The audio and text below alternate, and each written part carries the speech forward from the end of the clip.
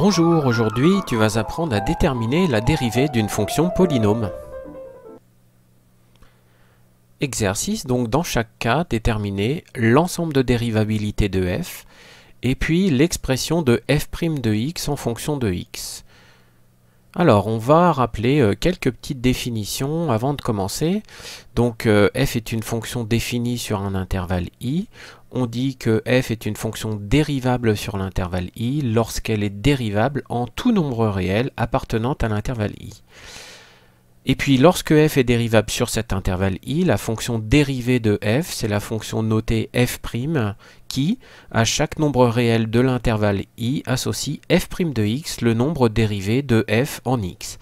Et cette fonction, on la notera f', donc à x, elle associe le nombre dérivé f' de x.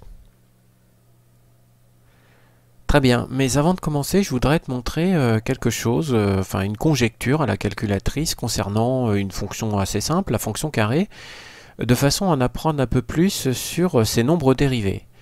Alors on va aller programmer dans notre calculatrice la fonction carré, donc voilà, ajouter une fonction, on écrit son expression, x puissance 2, et puis on va aller regarder sa représentation graphique. Alors on va déjà faire un certain nombre de petits réglages. Au niveau des axes x-min, on va prendre moins 5. 5 en abscisse, et notre fenêtre verticale, on va l'organiser entre moins 5 et 30. Voilà. Donc on valide, on a l'affichage de la courbe représentative, mais on va rajouter une information importante supplémentaire, c'est celle du nombre dérivé. Voilà, quand on revient dans la courbe représentative, on voit que lorsque x est égal à 0, f de 0 est égal à 0, mais f' de 0 est égal à 0 également. Alors on va faire varier x pour essayer d'avoir d'autres valeurs.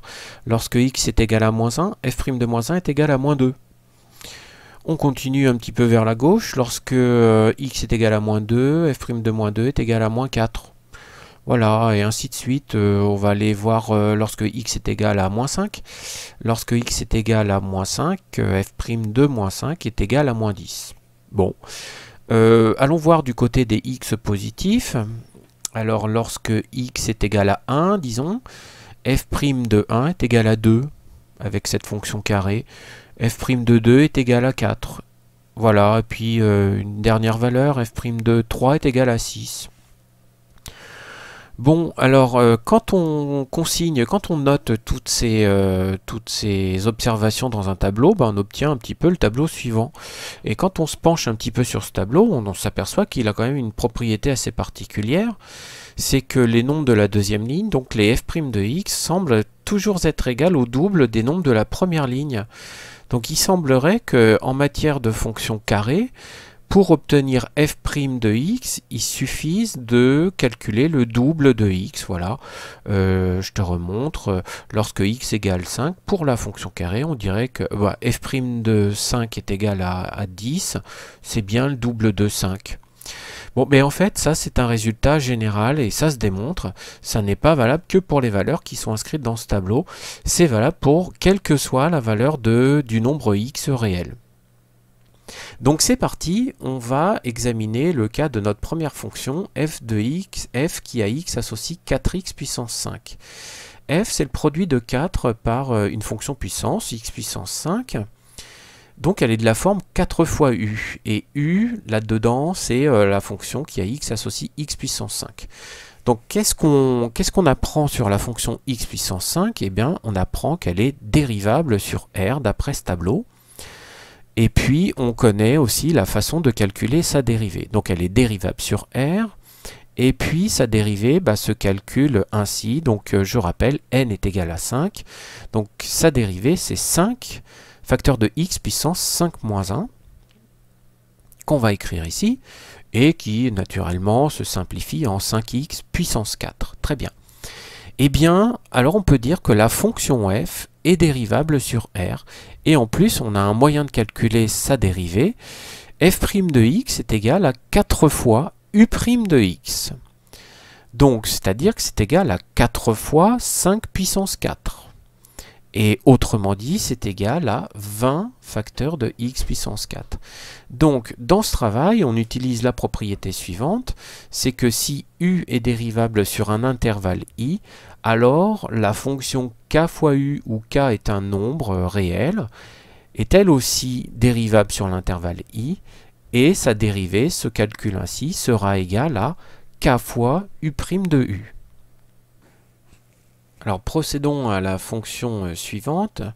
Donc la deuxième fonction que nous allons dériver, c'est la fonction f qui à x associe moins 2 facteurs de x au cube. Donc comme tout à l'heure, cette fonction c'est le produit de moins 2 par x au cube. Donc elle est de la forme moins 2 fois u avec u, la fonction qui à x associe x au cube. Alors intéressons-nous à la fonction x à la fonction cube. Cette fonction, comme tu le vois dans le tableau, elle est dérivable et il n'y a pas beaucoup de suspense, elle est dérivable sur R comme toutes les fonctions de ce tableau. Et du coup, on va pouvoir également exprimer sa dérivée. Donc, c'est écrit juste en dessous, la dérivée de u', la dérivée u' de x est égale à 3x au carré. Voilà. Donc ça nous garantit que la fonction f, dans son intégralité, est dérivable sur R.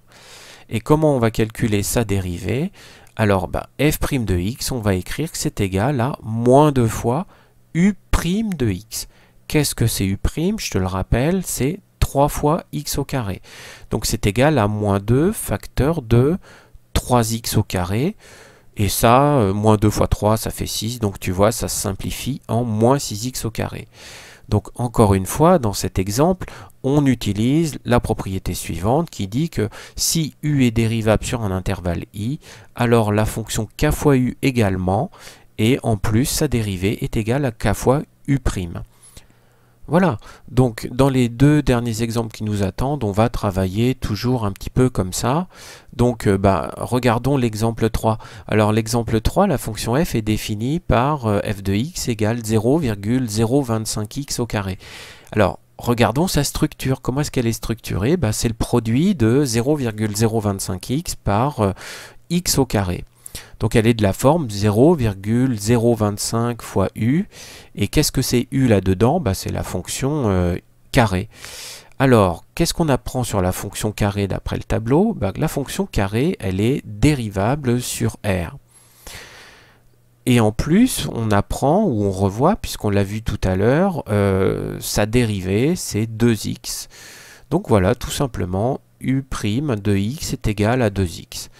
Eh bien ça nous garantit une chose, c'est que la fonction f elle-même est dérivable sur R tout entier. Et en plus, on va pouvoir exprimer f' de x en fonction de x. Pour tout nombre réel x, f' de x est égal à 0,025 fois u' de x. Donc on récupère u' de x qui est égal à 2x. Et il suffit de finir le calcul, c'est égal à 0,05x. Encore une fois, nous avons utilisé la propriété que tu vois inscrite sur le post-it à droite, qui dit que si u est dérivable sur un intervalle i, alors il en est de même de k fois u, et la dérivée de k fois u sera égale à k fois u'. Voilà. Dernier exemple, on va regarder une fonction f qui s'exprime ainsi. Donc f de x est égal à moins 3 quarts facteur de x puissance 4. Comment elle est construite? Eh bien, elle est structurée ainsi. C'est le produit de moins 3 quarts par la fonction puissance x puissance 4. Donc, elle est de la forme moins 3 quarts fois u. Et qu'est-ce que c'est u là-dedans? C'est la fonction qui à x associe x puissance 4. Donc, même travail. Cette fonction u est dérivable sur R. Et puis, en plus, on a le moyen, on a l'expression de sa dérivée. Donc, u' de x est égal à quoi? Donc, n est égal à 4. Donc, c'est égal à 4 fois x puissance 4 moins 1. Donc, on le met ici, mais on va le simplifier. C'est-à-dire que c'est égal à 4 fois x puissance 3. Donc, ça nous garantit que la fonction f est elle-même dérivable sur R et que pour tout nombre réel x, f' de x est égal à moins 3 quarts fois u' de x. C'est-à-dire en l'occurrence moins 3 quarts fois, alors on récupère u' de x ici, moins 3 quarts fois 4x au cube. Moins 3 quarts fois 4, ça fait moins 3, donc moins 3x au cube, toujours en appliquant la même propriété que celle que nous avons évoquée précédemment. Voilà, alors ce qu'on vient de faire, c'est un travail essentiel et j'espère que cette vidéo t'a permis de mieux l'appréhender, de mieux le comprendre, et je t'encourage à refaire tous les exemples que nous avons faits à travers cette vidéo. Je te donne rendez-vous aussi dans une vidéo prochaine où tu apprendras à calculer des dérivées de fonctions polynômes un peu plus complexes que celle-ci. À bientôt!